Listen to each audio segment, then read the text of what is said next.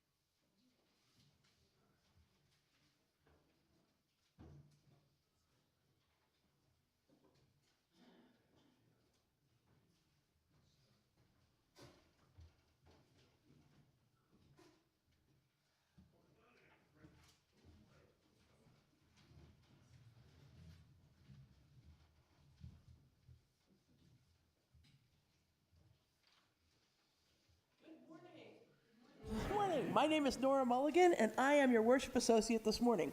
Please rise in body or spirit and join us in singing hymn number 109 in your gray hymnal as we come marching, marching.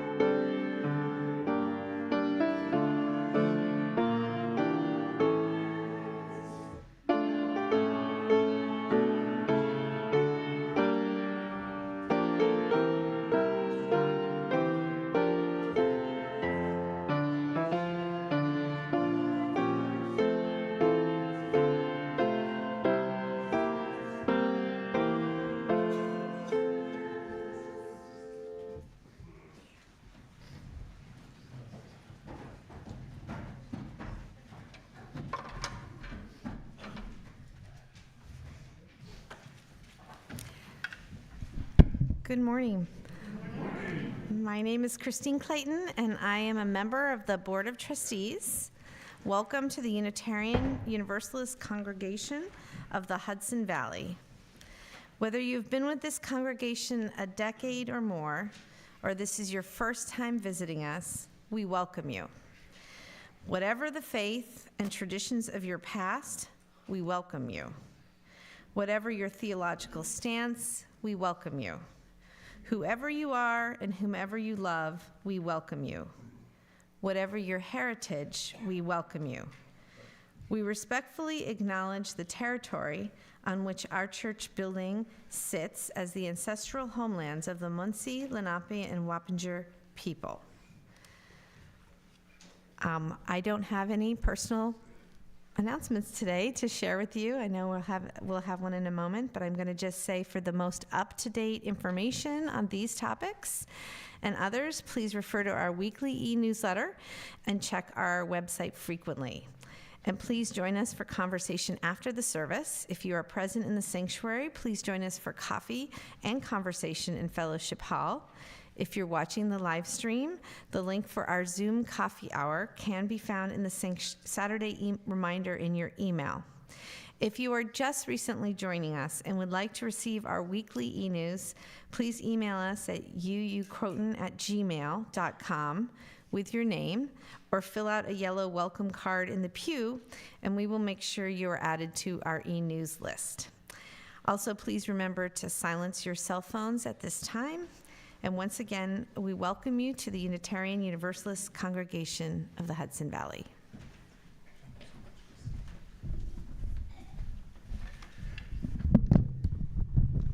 Good morning. Before our invocation this morning, I have an announcement from our friends at Open Arms for Refugees. Some of you might remember a really dynamic person, Freshta, who spoke to our congregation last year. She's an Afghani national who's come to the U.S., really just restarted her life and has been helping others.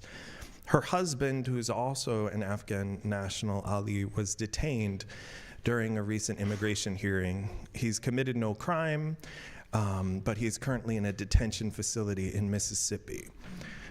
Open Arms is doing whatever they can to support their family. They're doing a special fundraiser. We can all contribute something. She's left her job to go down to Mississippi to try to be with him and to be a stronger legal advocate for him. There'll be a table after service from our Social Justice Committee at coffee hour if people want to learn more about ways to get involved.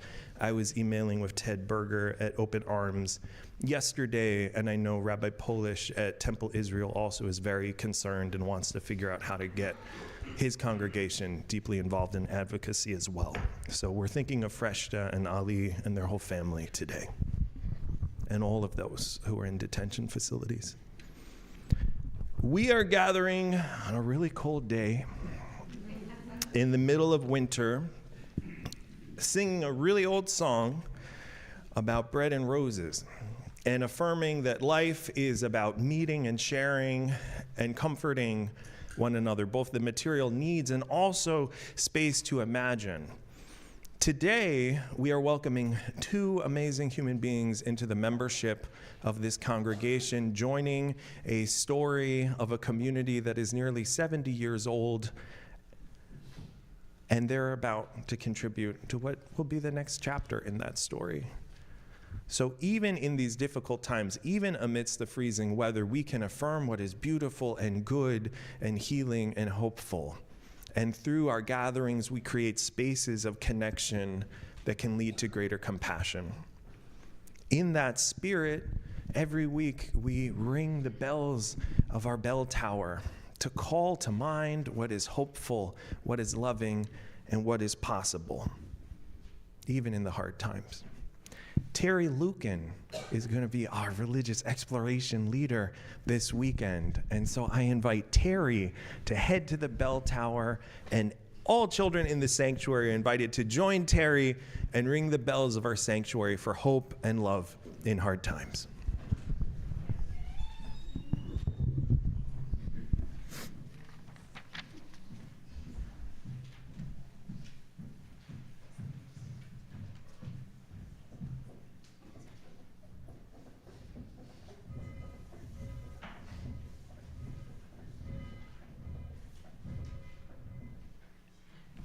Hey. And may those sounds reverberate all week. give us courage for what is to come.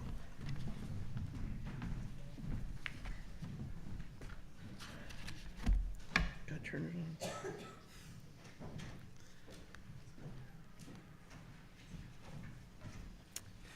Our chalice lighting words this morning come from Lisa Garcia Sampson. In these wild, historic, and uncertain times, we gather to remember who we are, who we belong to, and what we are called to do. As we light this chalice, we kindle the spirit of the great turning, the movement for justice alive in this nation today. May we feel it in our bones, and in the stillness of this hour, may we sense it calling our name.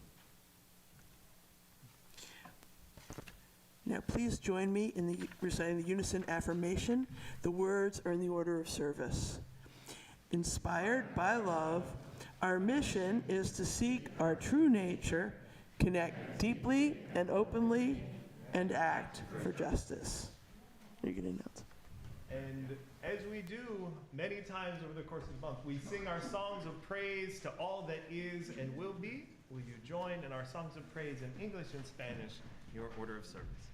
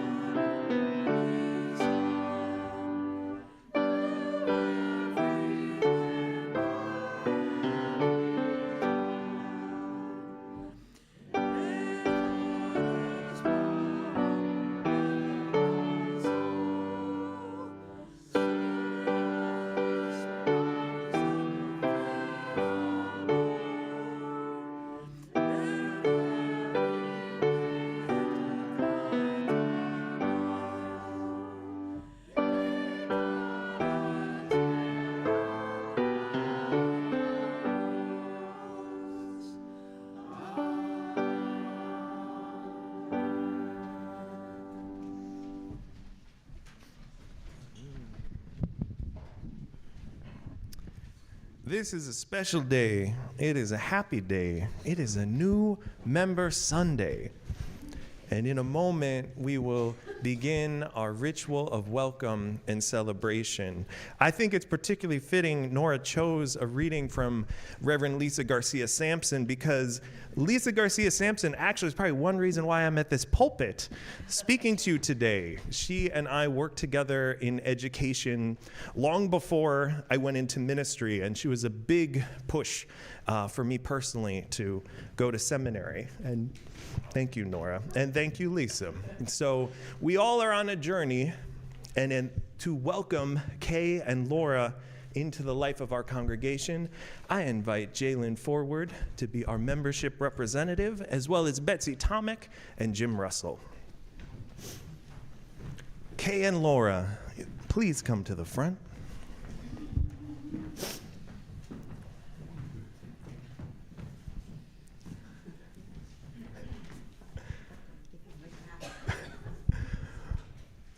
Kay and Laura, you have chosen to be here on this wintry day in this community. It will offer you joys and challenges, sorrows and insights, reflection and community. It will offer you compassions for your spiritual journey, companions on the way, and it will offer a vision for the world that we can all build together. Jalen has some words of welcome.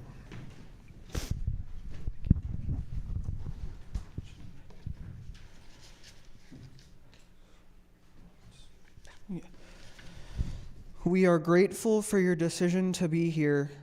We offer you always our support and our gratitude. We always We will always do what we can to help you find what you are seeking here. And as a gathered community, we have some promises to offer and make. Congregation, thank you.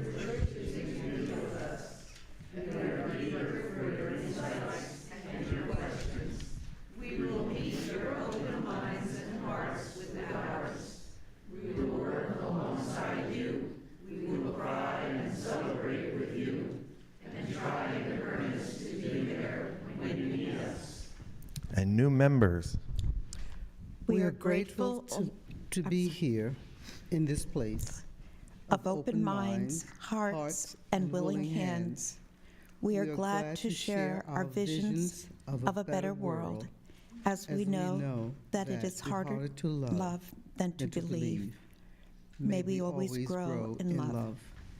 May we always grow in love. And Jalen offers us words from our Unitarian ancestor, Miguel Servetus. Miguel Servetus, an early Unitarian, once wrote, and I'm going to butcher this, Ardua magis res est amare quam credere.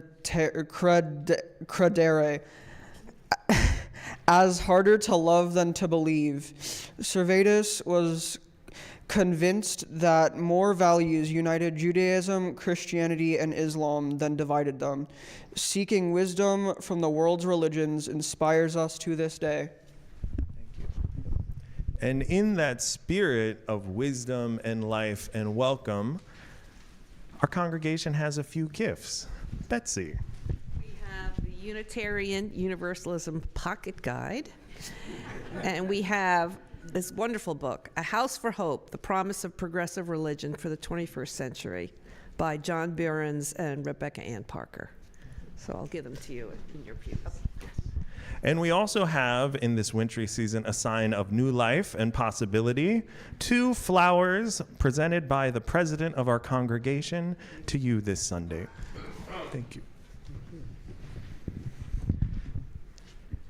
And now, let's give a round of applause for our new members.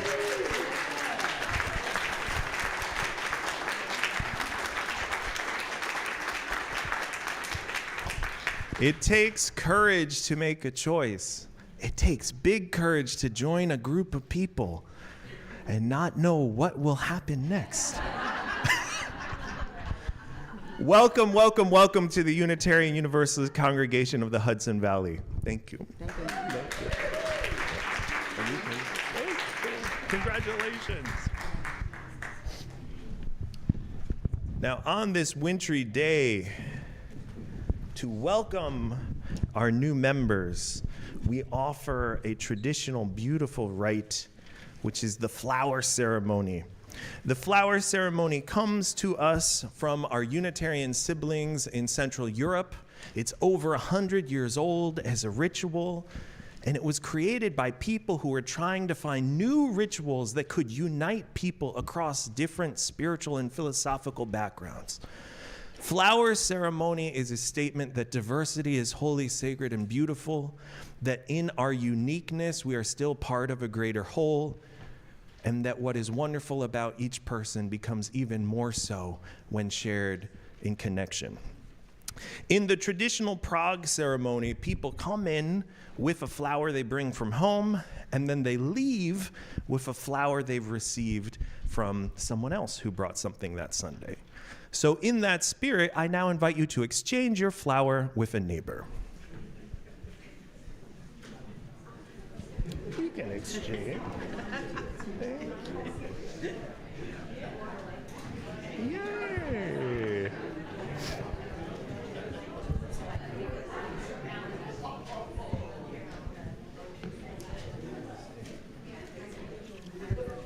I got a yellow flower. Yeah. And now I offer these words in translation, the traditional prayer of consecration for the flowers from Norbert Chapek.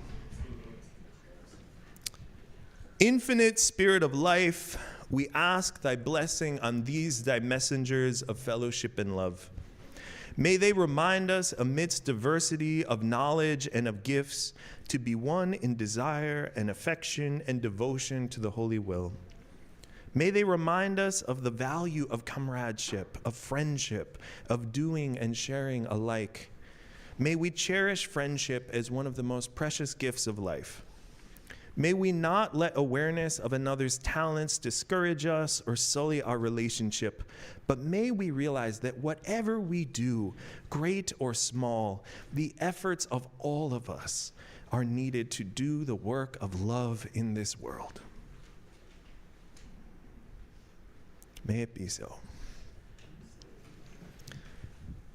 We are one group on this giant planet, trying to find meaning and purpose and hope, and to speak and live love. In that spirit, we now sing the hymn Blue Boat Home, which is in your teal hymnal, number 1064, Blue Boat Home. You can rise in body or spirit.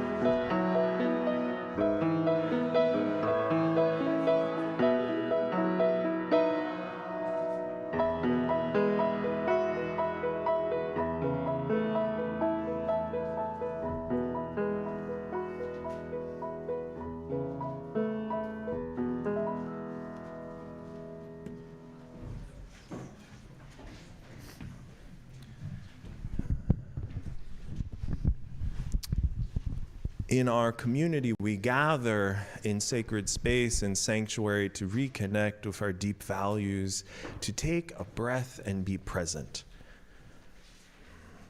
And this morning, this new member Sunday, We also remember the young people in our congregation who are on their own journeys of exploration and growth, and they will join Terry for religious exploration this morning. So let us sing Go Now in Peace as our young people join with Terry on their journey. Go now in peace.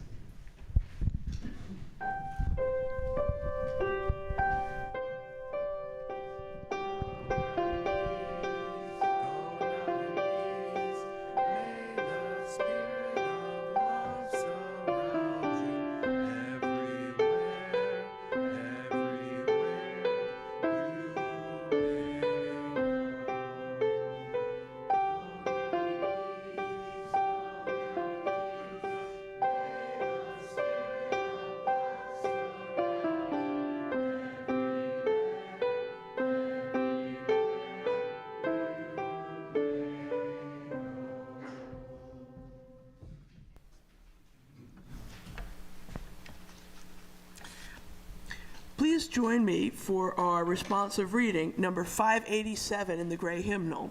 I'll read the part in regular print, and you'll respond with the part in italics.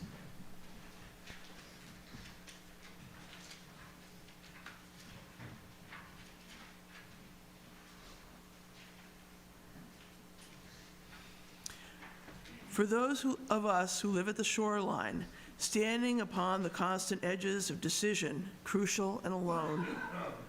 For those of us who cannot indulge the passing dreams of choice. For those of us who were imprinted with fear, like a faint line in the center of our foreheads, learning to be afraid with our mother's milk. For by this weapon, this illusion of some safety to be found, the heavy-footed hope to silence us. For all of us, this instant and this triumph, we were never meant to survive.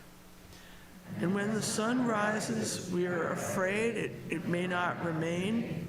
When the sun sets, we are afraid it might not rise in the morning. And when we speak, we are afraid our words will not be heard nor welcomed.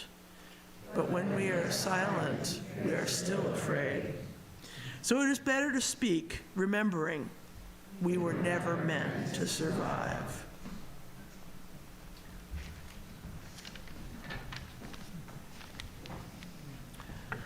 We come together in community to share with one another, to support one another, and to celebrate with one another. We bear sacred witness to each other in this honored ritual.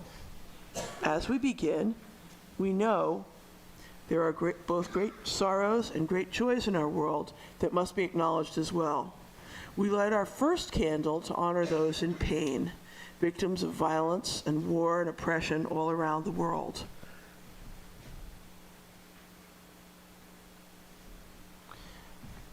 We light a second candle because we understand that amidst all of that pain, there is also celebration and joy in our world. We honor that joy and sorrow are woven together.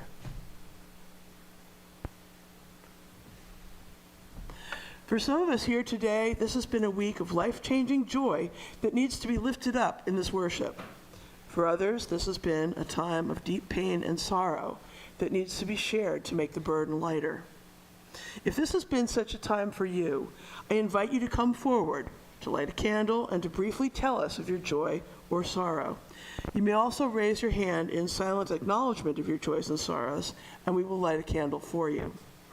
Please remember that your joys and sorrows are being shared on the live stream and the broader virtual community. I have a joy. It's a joy to be back here. It is a joy that my grandson, who had surgery on his cleft palate, came through the surgery well, is recovered, and is his usual wild and happy self.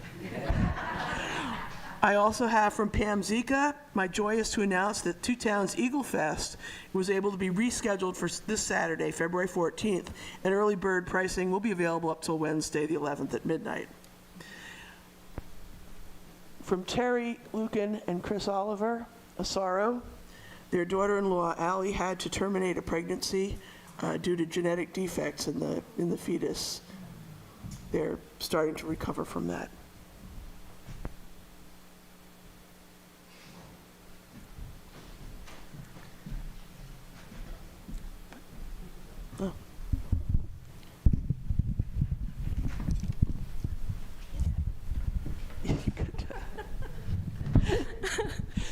Thank you. I have a joy, and it's partially I can thank Nora. So Emily and Tom donated dance lessons and a ticket to their fundraiser for Emily's high school bands. So we attended last night. There were, I don't know, 8, 9 of us, Gary included. I don't know. Anyway, it was really fun. It was very joyful.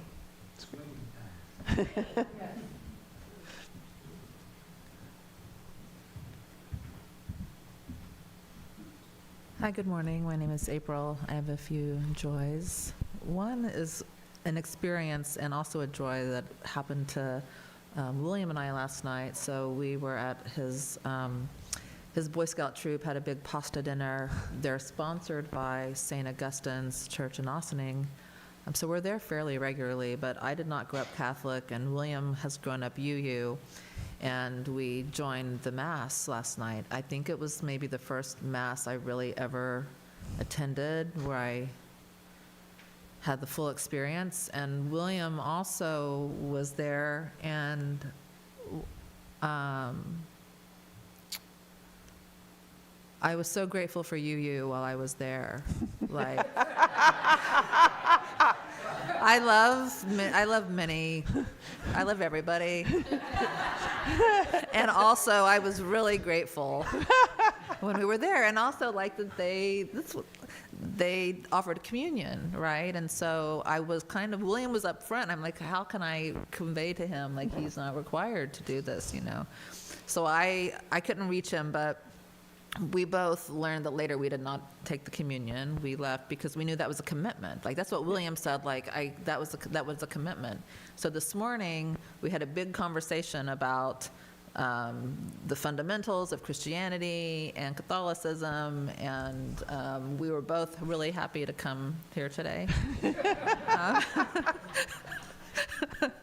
It's really a blessing. I just want to acknowledge that. Like, all of it. And then the light's shining through today. So, yeah, I think that's enough.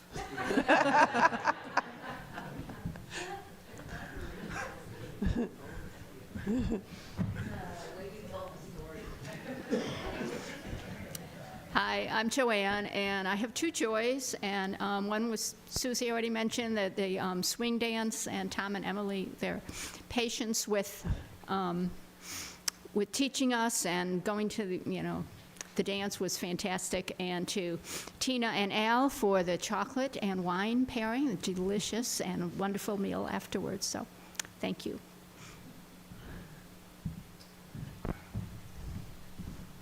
My name is Arnold, and I just want to express the joy that Laura has found such a wonderful place to continue her spiritual journey. Oh, thank you. Hi, I'm Ginny. You've heard me before talk about Freshta. She was the first Afghan refugee who came here 4 years ago on a very cold day, not unlike today. And I had sorry. I had the opportunity to work with her to help her learn English. And as you heard Reverend Daniel say, 7 days after her marriage in December, her husband was arrested going to court for his asylum hearing. I mean, how cruel. Anyway, you all see that there's a little sheet insert in your order of service if you can give anything. They're suggesting a dollar amount equal to $9 to represent the number of days they were married before he was arrested. Okay, so there's a lot of legal fees. Freshta is down in Mississippi, working with lawyers down there. Neighbors Link here in Ossining is also reaching out and trying to work with lawyers down there. It's still uncertain as to what's going to happen. He was doing everything right, following all the procedures to get his asylum hearing. So anyway, whatever you can afford to help, there's a goal of $20,000 to help pay for fees.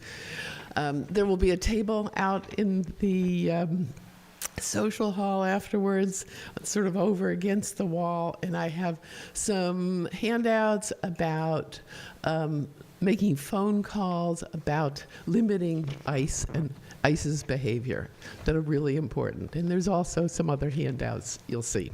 Thanks.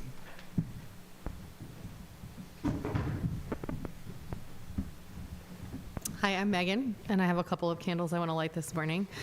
I don't see them here today, but the first one I would like to light is for Keith and Allie Frace for putting on the CET Student Variety Show on Friday night for the elementary school kids. A number of our kids who attend that school were in that show, and it was great. It was a good opportunity for them to exhibit their talents and build confidence, and so I'm very grateful that this is the second year they've put that on. The next candle I want to light is for a friend of ours who I had the opportunity to go to the ballet with yesterday, which is something we haven't done in a very long time, so it was nice to spend the day with her. They have a son who has some pretty profound special needs, and he's had a pretty rough year, and I think it's been very hard on them, so I'd like to light a candle for them. And lastly, I would like to light a candle for the New York City Ballet. I feel like that arrangement of choreography yesterday was uncanny and cathartic, and I just want to say Les Resistance is alive and well in the performing arts.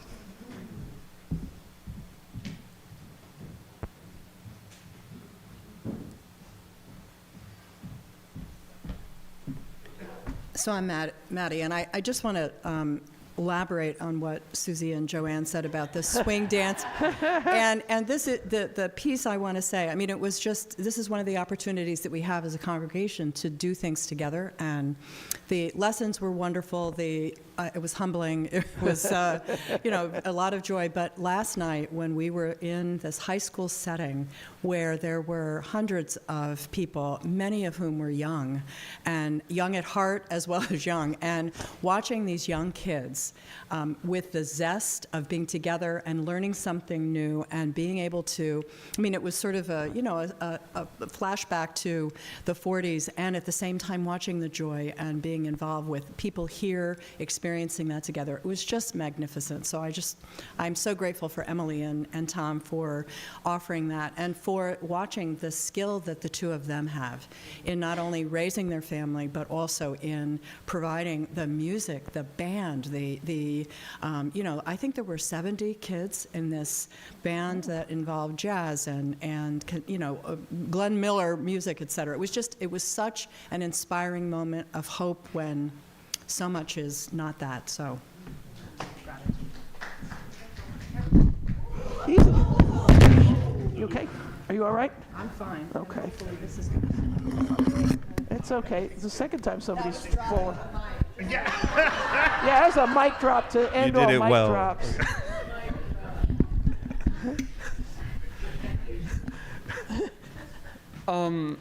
Hi. I wanted to express a joy that happened yesterday, so a friend and I had, we had organized with our mutual friend's mom about surprising our mutual friend for his 18th birthday. And so we took public transit to New Jersey and surprised him, and we spent the day together, and it was nice. I had a really good time, so. Sweet.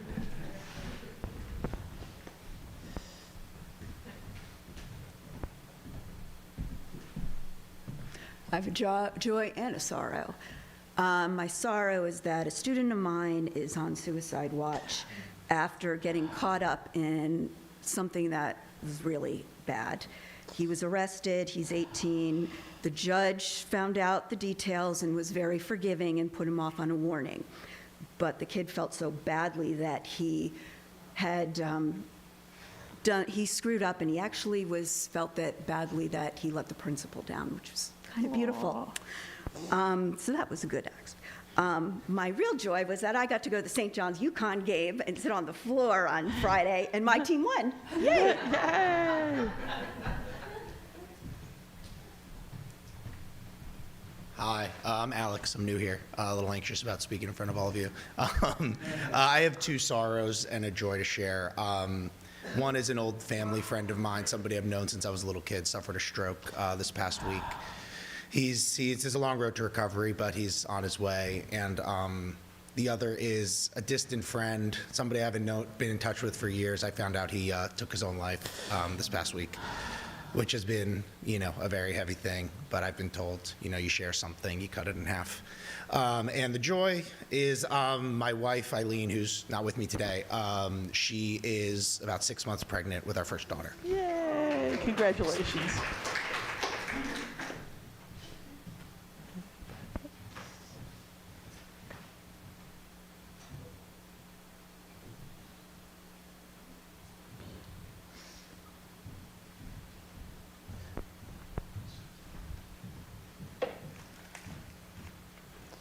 We light one final candle for all those joys and sorrows that remain unexpressed, and for those outside of our walls who are searching for a place to bring the wholeness of their lives and be received with love.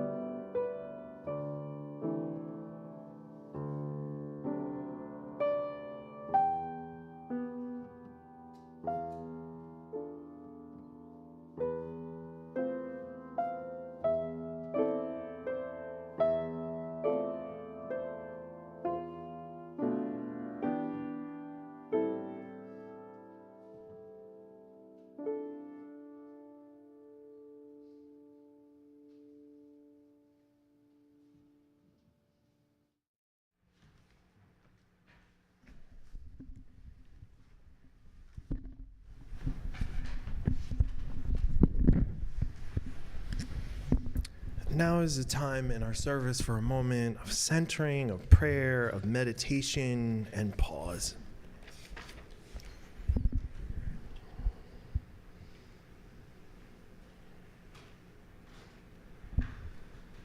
Spirit of life and love, great compassion that surrounds us all, present in snowflakes and even in the coldest air. Be with us today as we seek ways to grow in compassion, to show up in kindness, to be brave, to try again, and to move forward with courage. Give us the strength to begin again. May it be so.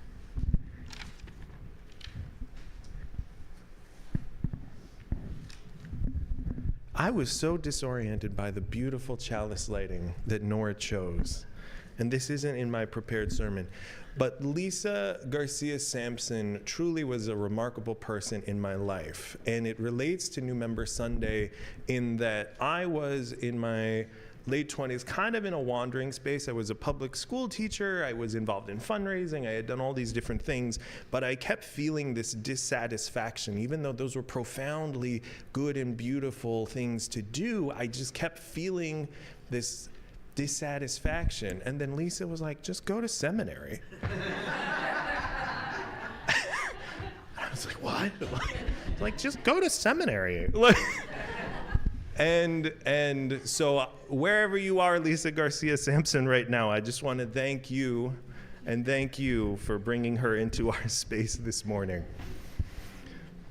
So happy Sunday. Happy second Sunday of Black History Month. Happy New Member Sunday. Happy Midwinter. Happy Super Bowl Sunday.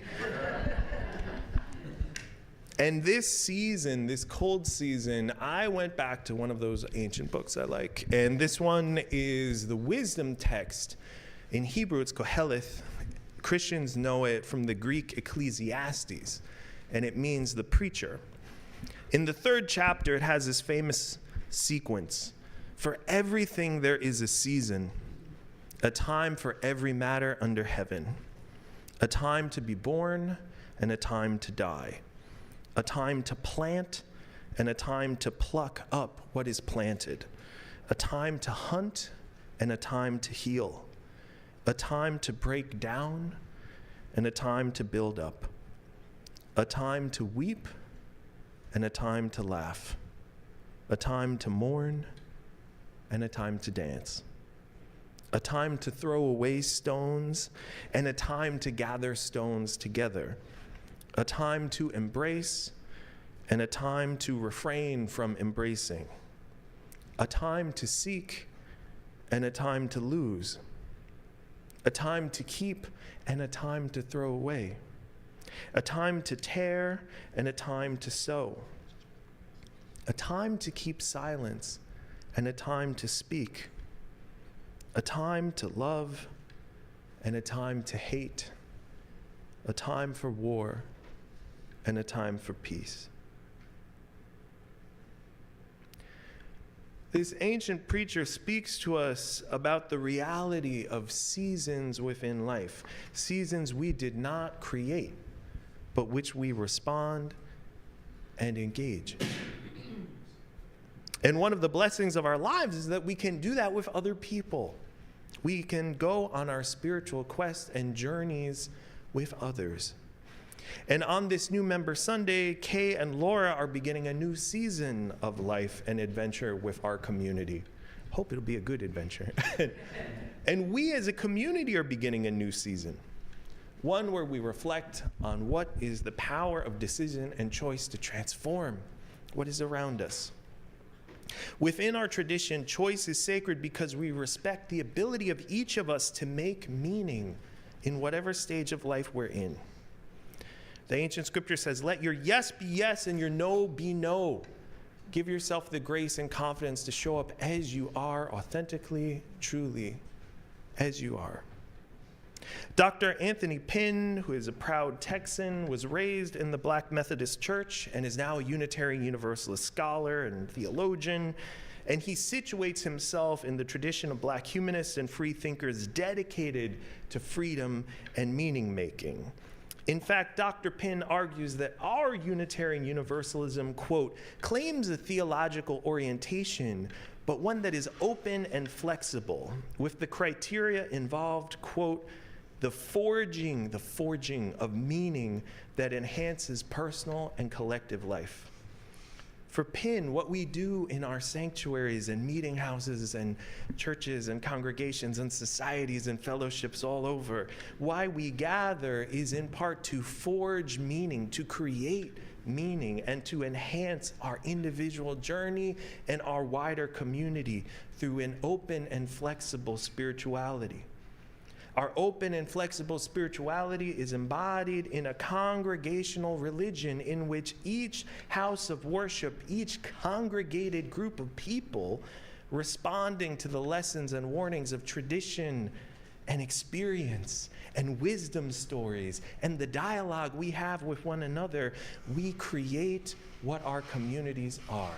We govern ourselves, and we do so in partnership with one another and all those who seek goodwill in this world. Wonder and awe, really humility before all that is, was, and will be, I think, evokes a sense and a grounding for our spiritual quest. We're trying to be decent and compassionate towards one another and those outside. And when we're with other people, we get the courage to do more than maybe we would do on our own. Perhaps a little bit more evocatively, our 19th century ancestor in faith, Frances Ellen Watkins Harper, wrote, "Children of the earth and sun, we are slow to understand all the riches of the gifts flowing from our Creator's hands." At the time this congregation was founded in the 50s, the historian Holly Ulbrich reminds that a common slogan among Unitarians in the U.S. at the time was, "In religion, freedom is our method, reason is our guide, fellowship is our spirit, character is our test, and service is our goal." Just like later generations of children would memorize the principles or the value statements, earlier generations would memorize something like that, which I think is thoughtful. But sometimes when I hear those older ones, it's like, you need to talk about love. I deeply treasure the definition of faith offered by Dr. Juan de Marcos Andrew, who is a leader of our faith tradition in Spain, who says that our movement is basically based on the claim that no religion or philosophy has the monopoly of truth, and that the ultimate response about God, the universe, death, and the meaning of life is a mystery that cannot be captured in any one creed or set of dogma. In our congregation, we congregate in spiritual community to seek, connect, and act inspired by love. Holbrook says, what congregational religion means in practice is that while a larger association credentials clergy, supports music director, establishes boundaries for best practices, and provides various support, the final authority, the ultimate authority to manage property and finances, to write missions, and to respond to local concerns rests with the congregation. Rests with Kay and Laura. Rests with you. Rests with this group.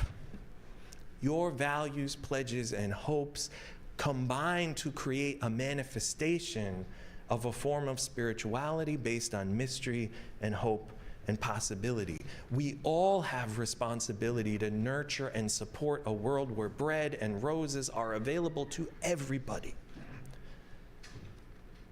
Lorraine Hansberry, who lived in this village when our congregation was founded, said that to be an American was constantly facing the choice between despair and courage. Despair at what is, accepting it as unbreakable and fixed, or courage to, despite the odds, push, lean, connect, and see freedom as possible, and not just a private adventure, but something that all of us can have and share and nurture and nourish. To choose to congregate with other people, whether as a friend, a member, or a one-time visitor, is an act of courage. Congregating requires bravery. It is a hard thing to go into a building you have never been into, to trust that the stairs have been well maintained, to go upstairs and see a space, and to meet new people, and to show up the next week and do it again, and to find out how to get involved with the food pantry, and to be curious about something called a committee, and to dare to serve on the worship committee or bravely serve on building and grounds, and then to have your heart broken because you realize it's not perfect. And then to decide, I'm still going to show up. I'm still going to try again. And through this space, knowing that we're not perfect, saying, we can still check on each other. And we can respond to what we hear going on in the world. Or in that old evocative language, to seek truth in the spirit of love. And when you're a congregationalist like we are, we're part of a big family of faith. There are many types of traditions that practice this form of religious democracy. You might have relatives in the United Church of Christ, or the Ethical Culture Society, or Baptist, or conservative Jewish temples, or many more. All of these traditions say the local congregation is a holy and valid place of meeting, study, and justice, and that it's only through the consent of the people in these local congregations that our larger denominations have authority and power. We are congregational, we are locally governed, and we are covenantal. We're united by promises that we make to one another to support our spiritual growth, to connect deeply and openly, and to act for justice. We gather, in Pin's words, to forge meaning that enhances personal and collective life. And this season, I reflect that we are at a time where so many people are hurting. There are lonely people in Cortland. There are hungry people in Buchanan. There are children being bullied in northern Westchester for their identity and beliefs. There are families in Ossining looking for a fresh start. There is a grandmother scared to leave her home because of ICE. All of us must discern how our spiritually flexible and open community, how our sanctuary, our open meeting space can be a place for restoration and to be galvanized to show up where hurt is, both around us and within our walls. There are many seasons of life. And sometimes we journey with a particular congregation for decades. Sometimes maybe a season or two. But however long your encounter with this space, thank you for being here today. Whether in person or online, we are sharing a moment in time. A time where we can discern, is this a season where we are called to heal? Is this a season where we can respond to the injustices around us by being spaces and places and voices of compassion? May we choose bread and roses. May we be inspired to nurture this community and all communities that are oriented toward the spark of the divine in each one of us, that say love isn't a myth, it's a value and a verb. May we gather in hope. May we gather nurtured by our new members, and may we nurture them in turn. And may together we cultivate a world grounded in possibility, love, and hope. Thank you.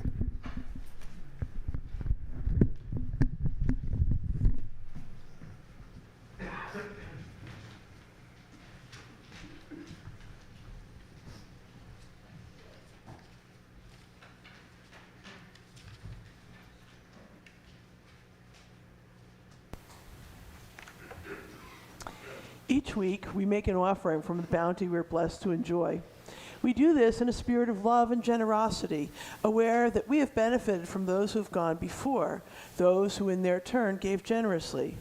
Our offering goes to support the work of love and justice undertaken by this community. Today's offering will also be shared with the Emergency Shelter Partnership. From late October through early April, local congregations take turns hosting the Emergency Shelter Partnership for 1 or 2 weeks at a time. Each evening, volunteers from the host congregation and the wider community provide a hot dinner, breakfast for the next morning, and a packed lunch to go. For more information, visit esp-ny.org. Please refer to our e-newsletter or website for more information. You can make your donation in several ways. If present in the sanctuary, you may give cash or a check in the offering plate as it comes by. From your homes, you can make your donation via credit card or PayPal using the links provided in the e-newsletter or by visiting our website, UUCHV.org. Or, if you prefer, you can always mail us a check. The offering will now be given and gratefully received.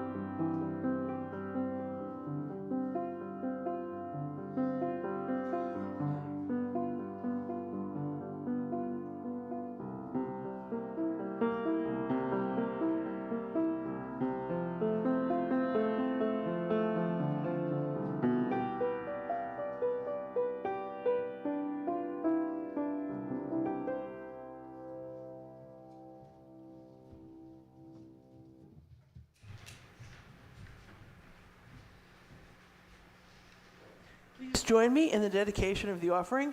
The words are in your order of service. May these gifts and the work of our hands and hearts give power to all we stand for as a community of faith. Now please rise in body or spirit and join us in our final hymn, hymn number 1007. In the teal hymnal, There's a River Flowing in My Soul.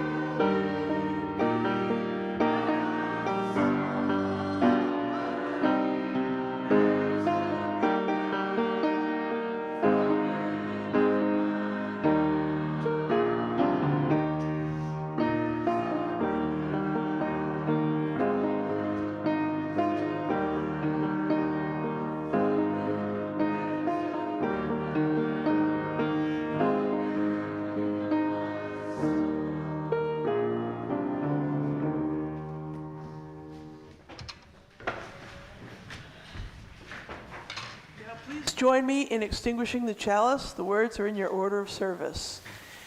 We extinguish this flame, but not the light of truth, the warmth of community, or the fire of commitment. These we carry in our hearts until we are together again.